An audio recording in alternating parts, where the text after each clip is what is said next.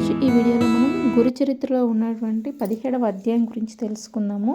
అయితే ఈ అధ్యాయం చదవడం వలన మనకు ఎవరైతే పిల్లలు స్కూల్లో కరెక్ట్గా చదవక పదే పదే ఎగ్జామ్స్లలో తప్పుతున్నట్లయినా, లేకపోతే వాళ్ళ జీవితంలో అభివృద్ధి లేకపోయినా ఈ అధ్యాయం చదవడం వల్ల వాళ్ళ జీవితంలో అభివృద్ధి కలుగుతుంది.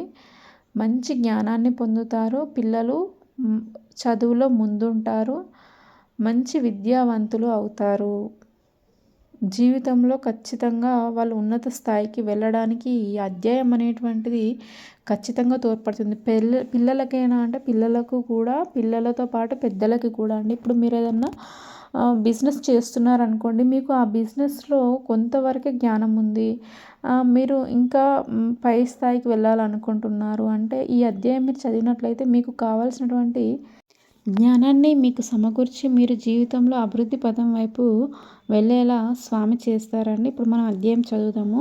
శ్రీ గణేశాయ నమః, శ్రీ సరస్వత్యాయ నమః, శ్రీ గురుభ్యో నమః. ప్రస్తావన: ఈ 17, 18, 19 అధ్యాయాలలో శ్రీ నరసింహ సరస్వతి స్వామి యొక్క అవతార లీలలకు ముఖ్య రంగస్థలమైనటువంటి అమరాపురము, ఇప్పుడు దాన్ని నరసోబవాడి అంటున్నారు, క్షేత్ర మహత్యాన్ని, అక్కడ శ్రీగురుడు చేసిన లీలను వర్ణిస్తుంది. ఆయన ఒక మూర్ఖ బ్రాహ్మణుని తలపై చేయి పెట్టి సకల విద్యా పారంగతుడిగా చేశాడు. ఇక్కడ వచ్చిందండి, ఒక మూర్ఖ బ్రాహ్మణుని యొక్క తలపైన చేయి పెట్టి ఆయన సకల విద్యా పారంగతుడిగా చేశాడు. సో అందువలన ఈ అధ్యాయం చదవడం వలన మనకు సకల విద్యలు లభిస్తాయి. అంటే ఎప్పుడైనా కూడా అభివృద్ధి లేదు, నేను ఎన్నిసార్లు ఎగ్జామ్ రాస్తున్నాను అయినా మిస్ అవుతుంది అంటే ఈ అధ్యాయం చదివి మీరు రాయండి. మీకు ఖచ్చితంగా విద్యలో ఖచ్చితంగా మంచి ఉత్తీర్ణత అనేటువంటిది మీకు లభిస్తుంది. ఇలాంటి లీల శ్రీస్వామి సమర్థులు 1856 నుండి 78వ జీవిత చరిత్రలో మనం చూడవచ్చును. పేద బ్రాహ్మణ దంపతులకు భక్తి ముక్తులను ప్రసాదించాడు. ఇలాంటి లీలలు కూడా శ్రీస్వామి సమర్థ శ్రీ షిరిడి సాయిబాబా జీవిత చరిత్రలో కూడా మనం చూడవచ్చును. గంగానుజుడు అనే భక్తుడి చేత క్షణకాలంలోనే త్రిస్థలి, కాశీ, ప్రయాగ, గయ క్షేత్రాల యాత్ర చేయించాడు. ఇలాంటి లీల శ్రీ తాజుద్దీన్ బాబా జీవిత చరిత్ర కూడా మనము చూడవచ్చును. శ్రీ దత్తాత్రేయ స్వామి నేటికి ఎలాంటి సద్గురు రూపాలలో మానవులు ఉద్ధరిస్తున్నారో వీరి చరిత్రలో చూడవచ్చును. అది గుర్తుంచుకొని మనం ఈ పారాయణం చేయాలి. శ్రద్ధాయుతమైన ఈ అధ్యయన పారాయణం ఆయా క్షేత్ర దర్శనంతో సమానం. అర్థమవుతుందా అండి? మనం ఎంత శ్రద్ధతో కనుక ఈ అధ్యయనం పారాయణం చేసినట్లయితే మనం ఆ క్షేత్రాన్ని దర్శించినటువంటి దాంతో సమానము అని చెప్తున్నారండి. సో అది గుర్తుపెట్టుకొని మనం ఈ పారాయణం చేయాలి. దేవి తనను ఆశ్రయించిన విద్యాహీనుడితో శ్రీగురువును ఆశ్రయించమని చెప్పిన లీల సప్తశృంగీదేవి కాకాచి అనే భక్తుడితోనూ, చిన్న కృష్ణ అనే భక్తుడితో స్వప్నంలో శ్రీ మహావిష్ణువు సాయిబాబాను ఆశ్రయించమనడంతో సరిపోతుంది. దేవతల కంటే సద్గురు అధికుడని ఈ లీలలకు అర్థం. శ్రీరామకృష్ణ పరమహంసతో కాళీమాత కూడా అద్వైతానుభూతిని పొందడానికి తొతాపురి అనే గురువును ఆశ్రయించమడం గమనార్హం. ఇష్టదేవతోపాసన విక్షేప దోష నివృత్తి కోసమని ఆత్మజ్ఞానానికై శ్రోత్రియుడు బ్రహ్మనిష్ఠుడు అయిన గురువును ఆశ్రయించాలని ఉపనిషత్తులు చెప్పిన దారినే ఈ లీలలు బలపరుస్తాయి. ఇక్కడ అర్థమైందండి. ఇప్పుడు ఒక్కొక్కరికి ఒక ఇష్టదైవం ఉంటారు. కొంతమందికి విష్ణుమూర్తి అని, కొంతమందికి అమ్మవారు అని, కొంతమందికి రాముల వారు, ఇట్లా ఒక్కొక్కరికి ఒక్కొక్క ఇష్టదైవము అనేటువంటి వాళ్ళు ఉంటారు. అవి ఇష్టదైవం ఉపాసన అనేటువంటిది మనకు దేనికోసమట?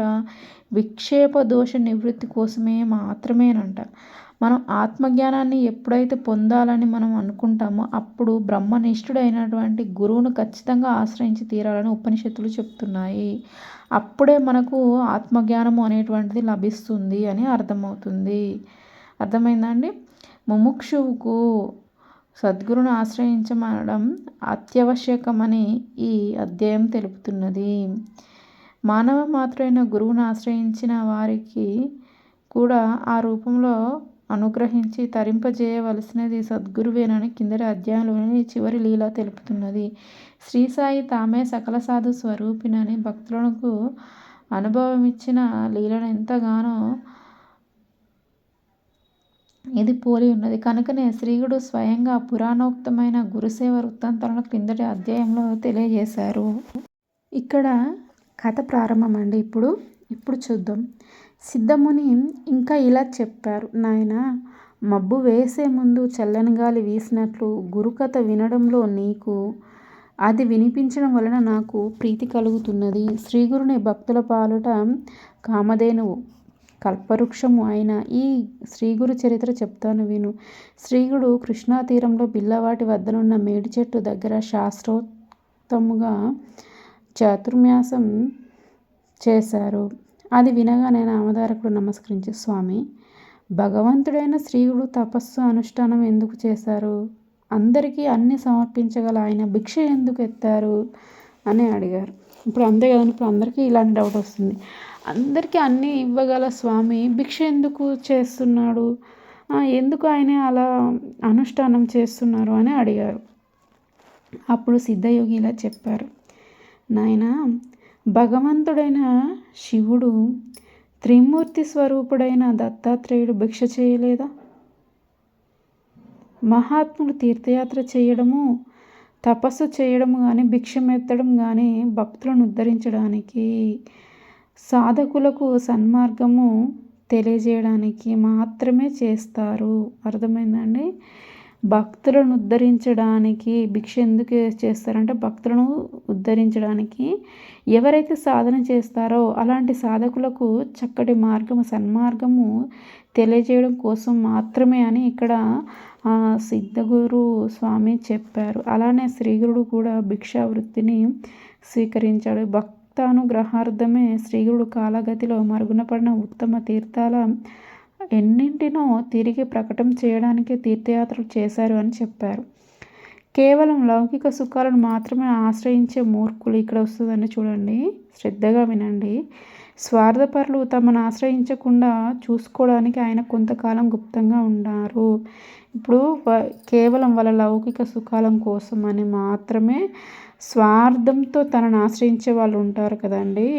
సో వాళ్ళకు ఆయన వాళ్ళు ఆయనను చూడకుండా ఉండడం కోసం ఆయన కొంతకాలం గుప్తంగా ఉన్నారు.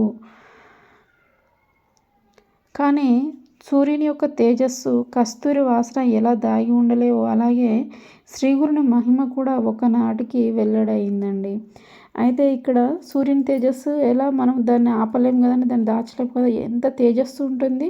సో సూర్యుని తేజస్సు ఎలా ఉంటుందో కస్తూరి వాసన కూడా చాలా బాగా వస్తుంది కదండి. సో ఆ కస్తూరి వాసన ఎలా దాగి ఉండలేవో శ్రీగురుని మహిమ ఒకనాటికి ఈ విధంగా వెల్లడైందట. ఇప్పుడు ఇక్కడ చూద్దాం. కరవీపురంలో వేదశాస్త్ర పురాణ పారంగతుడైన ఒక బ్రాహ్మణుడు ఉండేవాడు.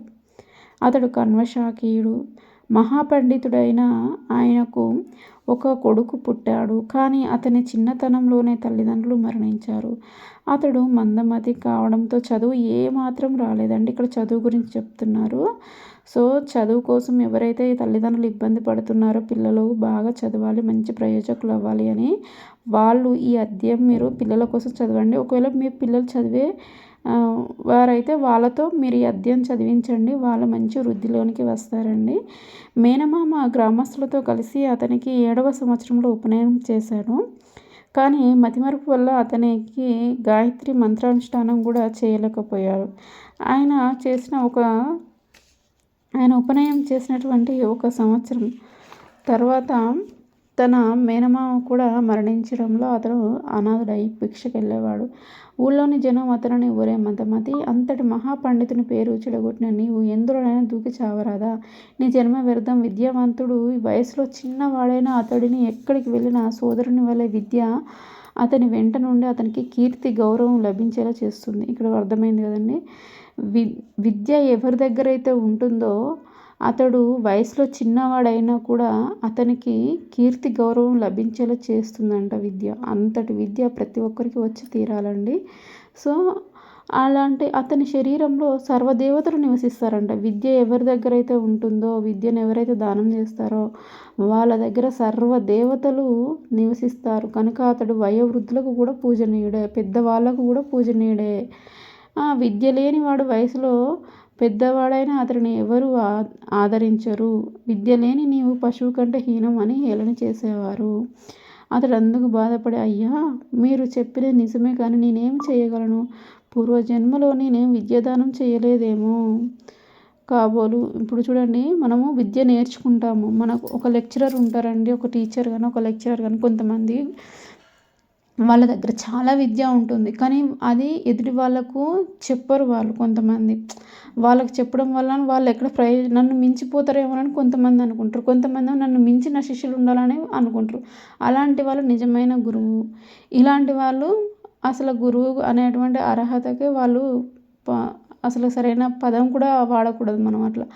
అలాంటి వారు ఉంటారు కదండి. సో వాళ్ళ పరిస్థితి ఎలా ఉంటుంది తెలుసా ఫ్యూచర్లో? మళ్ళీ వాళ్ళ జన్మ ఎలాంటి జన్మ ఎత్తుతారంటే, ఎంత విద్య దానం చేయని వారు కానీ తనకు వచ్చినటువంటి వేదాలను ఇతరులకు చెప్పని వాళ్ళు, శిష్యులకు కూడా పంచని వాళ్ళు ఉంటారు కదా. వాళ్ళు మళ్ళీ జన్మలో ఎవరికి ఉపయోగపడనటువంటి ఒక వస్తువు, ఒక చెట్టుగా, అంటే మనకు అనంత పద్మనాభ స్వామి వ్రతంలో ఒక కథ ఉంటుంది, ఇందులో కూడా వస్తుంది అది. ఎవ్వరికి ఉపయోగపడనటువంటి ఒక చెట్టు, మామిడి చెట్టులాగా జన్మిస్తాడు. అయితే ఆయన ఎన్నో వేద శాస్త్రాలు నేర్చుకున్నాడు, కానీ ఎవరికి అవి చెప్పలేదు. కాబట్టి ఆయన విద్య అంతా వ్యర్థమైపోయింది కదా. సో అప్పుడు ఆయన ఒక పండు కానీ కాయ కానీ పుష్పం కానీ రానటువంటి చెట్టులాగా ఆయనే అక్కడ ఉండిపోయాడు. దాని మీద ఒక పక్షి కూడా వాలట్లేదు. వ్యర్థమైనటువంటి వృక్షంలాగా ఆయన మిగిలిపోయాడు. అలా ఒక వ్యర్థమైనటువంటి జన్మ అనేటువంటిది నెక్స్ట్ జన్మలో వస్తుందండి. సో అందుకోసమని మనం ఏది నేర్చుకున్నా కూడా ఇతరులకు చెప్పడానికి మనం ప్రయత్నించాలి. మనం నేర్చుకున్నటువంటి విద్య అనేటువంటిది మనతోనే అంతమైపోకూడదు. మనతో పాటు ఒక 10 మందికి ఉపయోగపడే విధంగా చేయాలి అండి. ఇప్పుడు ఎంతోమంది ఇప్పుడు పెద్దవాళ్ళు ఉన్నారు కదండి. ఇప్పుడు ఎవరి పేరు చెప్పుకుంటాం? ఫర్ ఎగ్జాంపుల్ నేను చెప్తాను. నండూరి శ్రీనివాస్ గారైనా, నెక్స్ట్ గరికపాటి అయినా, ఇలాంటి వాళ్ళు పెద్దవాళ్ళు ఉన్నారు కదండి. వాళ్ళు నేర్చుకున్నది వాళ్ళు ఎందుకు ఇట్లా అందరికీ చెప్తున్నారు ప్రవచనాల రూపంలో? వాళ్ళు నేర్చుకున్న విద్య అనేటువంటిది నలుగురికి ఉపయోగపడాలి అనేటువంటిది, వాళ్ళ శాస్త్రాలు అనేటువంటివి అలా నలుగురికి చెప్పగలగాలి. మనం ఇప్పుడు ఒక లెక్చరర్ ఉంది, తను ఒక సబ్జెక్ట్ టీచ్ చేస్తుంది. తనకు తెలిసినటువంటి సబ్జెక్ట్ను తనకు ఎంతవరకు తెలుసో, తనకు ఎంత జ్ఞానం ఉందో అది పిల్లలకు తెలియచేయాలి. తెలియజేయనప్పుడు అది వ్యర్థమే అయిపోతుంది. అది వ్యర్థమైపోయిన తనతో అంతమైపోయిన తర్వాత తను ఎవరికి ఉపయోగపడినటువంటి ఒక వ్యర్థమైనటువంటి వృక్షంలాగానో, ఒక వ్యర్థమైనటువంటి జంతువులాగానో పుట్టుతారు. సో అలాంటి జన్మ వద్దు అండి. సో ఇక్కడ బాధపడుతున్నాడు, నేను విద్యాదానం చేయలేదు కాబోలు నాకు ఈ దుస్థితి ఏర్పడింది, దయతో నాకు విద్య అలవడేందుకు ఉపాయం చెప్పండి అని ప్రాధేయపడేవాడు.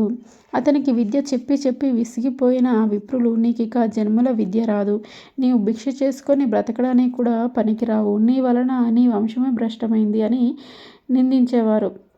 ఆ పిల్లవాడు తన దుస్థితికి నిస్పృహ చెంది ఇల్లు విడిచి బిల్లవాటి చేరి కృష్ణానదికి తూర్పు దిక్కున ఉన్న భువనేశ్వరి దేవిని దర్శించి అక్కడ ప్రాయోపవేశం ప్రారంభించాడు. అలా 3 రోజులు గడిచిన ఆ తల్లి దర్శనమియ్యకపోయేసరికి అతడు పట్టరాని కోపంతో తన నాలుకను కోసి దేవి పాదాల దగ్గర పెట్టేశాడు.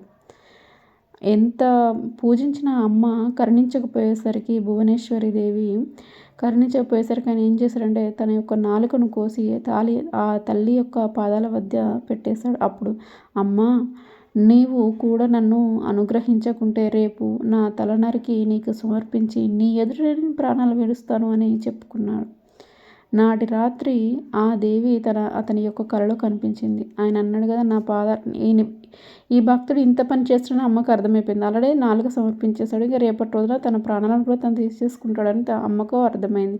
ఎందుకు ఆయన అన్న మాటలు నిజమా కాదా అని అంటే, ఆయన పశ్చాత్తాపంతో చాలా బాధపడుతున్నాడు. ఇంకా పశ్చాత్తాపంతో తన దోషాలన్నీ తొలగిపోతున్న పరిస్థితి వచ్చేసింది. అప్పుడు అమ్మ ఏం చేసిందంటే తనకు కలలో దర్శనమిచ్చి, నాయన, నాపై నువ్వు అలగవద్దు, కృష్ణానదికి పడమటి తీరాన ఉన్న మేడి చెట్టు కింద తపస్సు చేసుకుంటున్న సన్యాసి సాక్షాత్తు శివుని అవతారము, అపార శక్తిమంతుడు, నీ కోరిక తీర్చగలడు అని చెప్పింది. అప్పుడు వెంటనే నిద్రలేచి బయలుదేరి శ్రీగురుని దర్శించి సాష్టాంగ నమస్కారం చేశాడు. శ్రీగురు ప్రసన్నులై అతని శిరస్సు మీద తమ చేయి ఉంచి ఆశీర్వదించారు. ఇక్కడ చూడండి, ఆయన వచ్చిండు. అమ్మ కలలో చెప్పగానే అపారమైనటువంటి భక్తితోటి ఆయన ఏం చేశాడు, అమ్మ చెప్పిన మాట పాటిస్తూ శ్రీగురుని దగ్గరికి వచ్చి సాష్టాంగ నమస్కారము చేసి ఆ శ్రీగురుని యొక్క ఆశీర్వాదానికి పాత్రుడయ్యాడు. అతనికి అప్పుడు ఏమైందంటే వెంటనే తన నాలుక రావడమే కాక సకల విద్యలు సిద్ధించాయి. కాకి మానస సరోవరంలో చేరి రాజహంసగా మారినట్లు, పరశువేది స్పర్శతో ఇనుము బంగారమైనట్లు శ్రీగురుని హస్త స్పర్శ వలన ఆ విప్ర కుమారుడు మహాజ్ఞాని అయ్యాడు. శ్రీగురుని నివాసం వలన ఆ స్థలము మహామహిమ గల ప్రదేశమైనది. ఇలా శ్రీగురుడు తనను ఆశ్రయించిన వారికి విద్య లేకపోయినా, ఎలాంటి పాపాలతో వాళ్లకు అభివృద్ధి అనేటువంటిది లేకపోయినా, తన యొక్క స్పర్శ చేత, తన యొక్క దృష్టి చేత, తన స్మరణ మాత్రమే సంతృష్టుడు. అంటే జస్ట్ ఆయనను స్మరిస్తేనే తను ప్రత్యక్షమవుతాడండి భక్తితో పూర్వకంగా. అంతటి కరుణామయులైనటువంటి దత్తాత్రేయ స్వామిని స్మరించి మీరు మంచి ప్రయోజకులుగా కావాలని నేను కోరుకుంటున్నానండి. ఇలా మనము ఈ అధ్యాయాన్ని చదివినట్లయితే మనకు ఖచ్చితంగా సకల విద్యలు సిద్ధిస్తాయండి. ఇదండి ఈ అధ్యాయం మొత్తము. శ్రీ దత్తాయ గురవే నమః. శ్రీ శ్రీపాద శ్రీవల్లభాయ నమః. శ్రీ నరసింహ సరస్వత్యాయ నమః. ఈ అధ్యాయం చదవడం అయిపోయిన తర్వాత ఫస్ట్ పేజ్లో నేను చెప్పాను కదా, ఫస్ట్ వీడియోలో 4 శ్లోకాలు ఉంటాయి. ఆ శ్లోకాలను మీకు ఏది కావాలో అది చదువుకోండి.